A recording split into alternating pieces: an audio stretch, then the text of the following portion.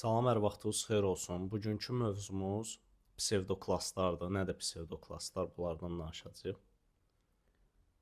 Psevdoklasslar saxta klasslardır.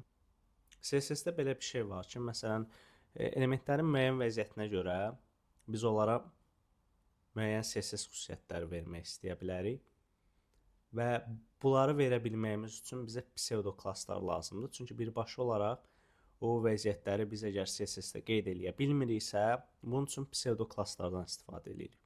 Birinci ilk növbədə psevdoklassın sintaksisini sizə göstərəcəm.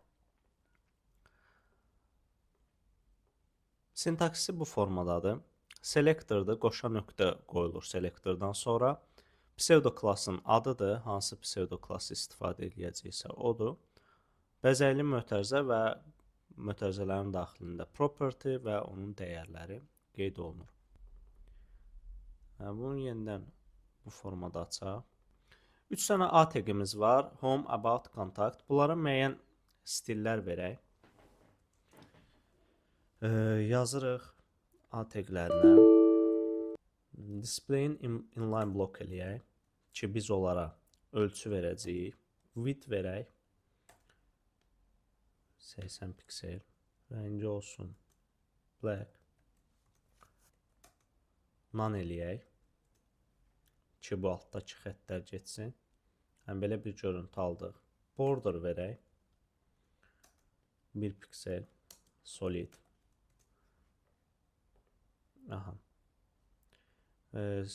Sözləri ortalayaq. Ona görə text decoration. Daha doğrusu text align. Center deyək. Yuxarıdan aşağıdan məsafə verək. Padding. Məzmunla sərhəd arasındakı məsafə qoy olsun. Yuxarıdan aşağıdan 10 piksel. Soldan sağdan 0. Belə bir görüntü alındı. İndi biz bunlara psevdoklasslar tətbiq eləyib mövzunu daha yaxşı başa düşəcəyik.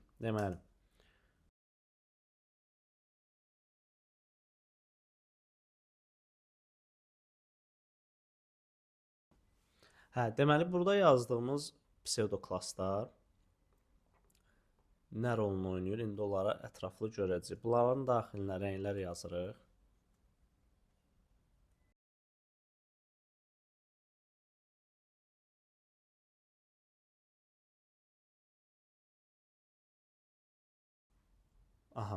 Yeniləyək. Gördüyünüz kimi standart formada, sarı formada görsənir. Sarı yaxşı görsənmədiyi üçün bunu biraz rəngini dəyişək. Belə bir rəng qoyaq.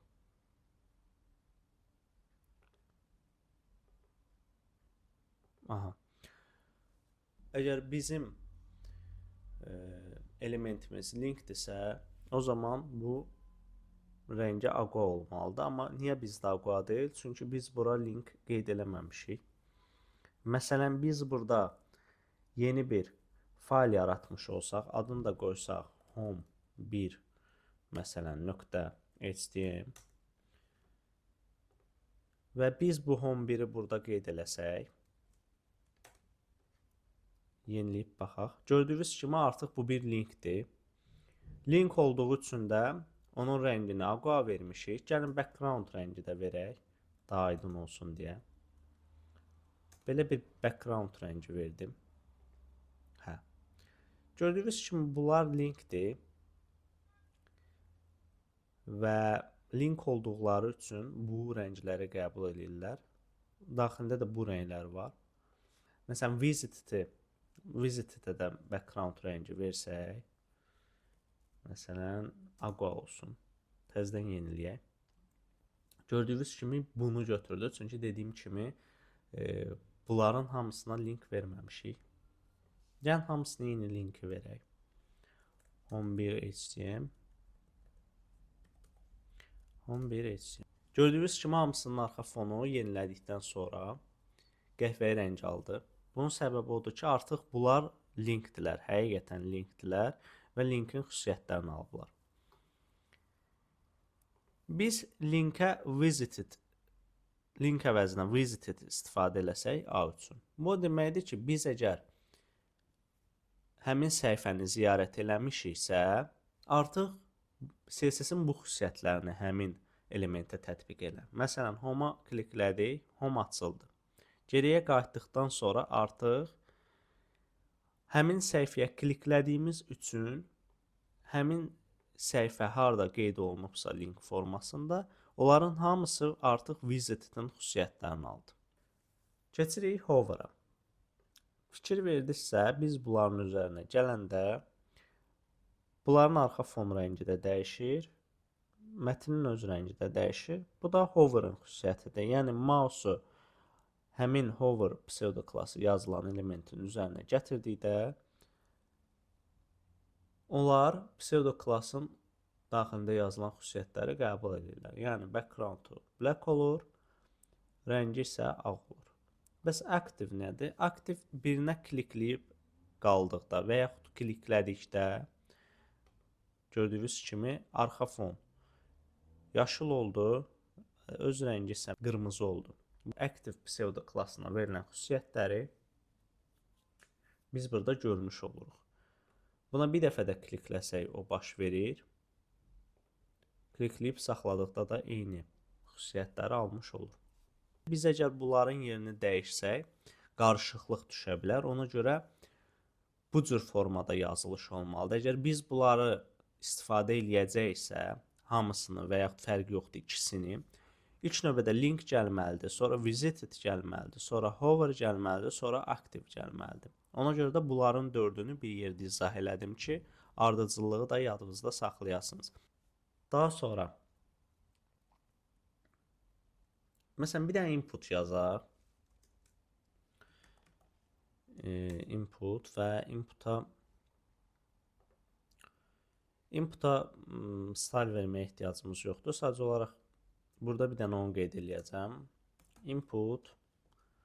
Belə bir pseudo klassımız da var. Focus. Focus.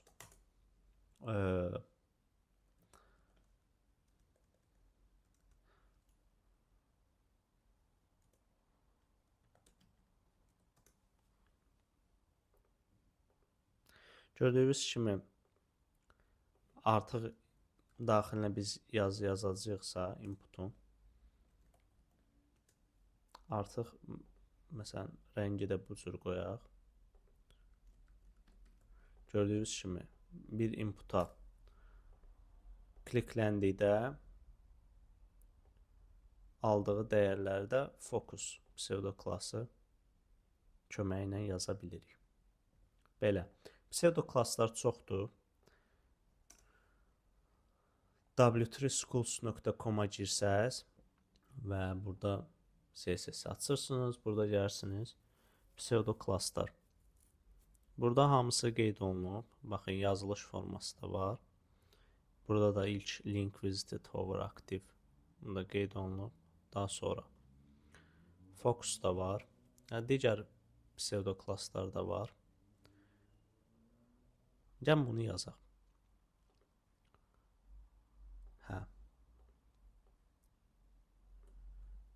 Deməli, bir dənə div tagi yazırıq. Div tagin daxilində yazırıq salam. Salam və p taginin daxilində də yazırıq ki,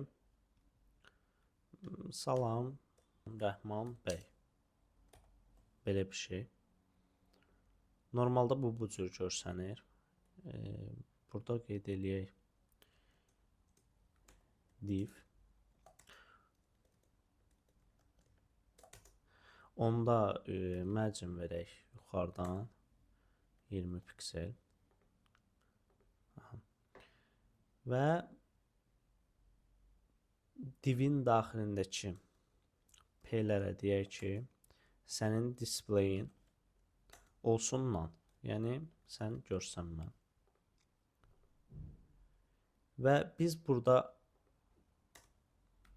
divə deyirik ki, sənin belə bir pseudo klass istifadə eləyəcəm, hover. yəni üstüvə gəldikdə P-də belə bir dəyişiklik elə.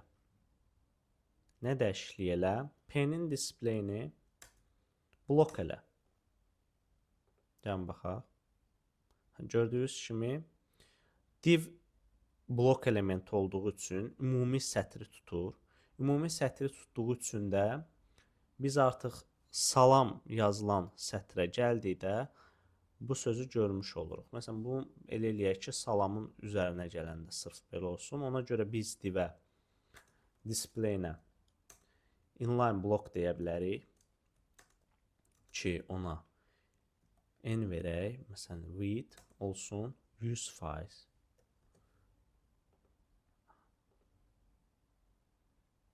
%100% yox, daha doğrusu olsun 50 piksel.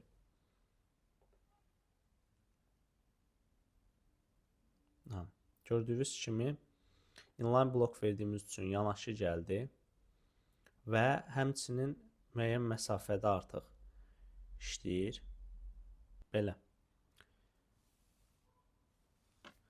Pseudoklasslar haqqında da bu qədər. Dediyim kimi pseudoklasslar çoxdur. Hamısını bir mövzuya, bir dərsə yerləşdirmək olmaz. Ona görə də gələcəkdə yenə də istifadə olunan pseudoklasslar var ki, onlar haqqında da gələcək dərslərdə biz praktiki məsələlərdə danışacağıq. Sağ olun, özünüzə yaxşı baxın.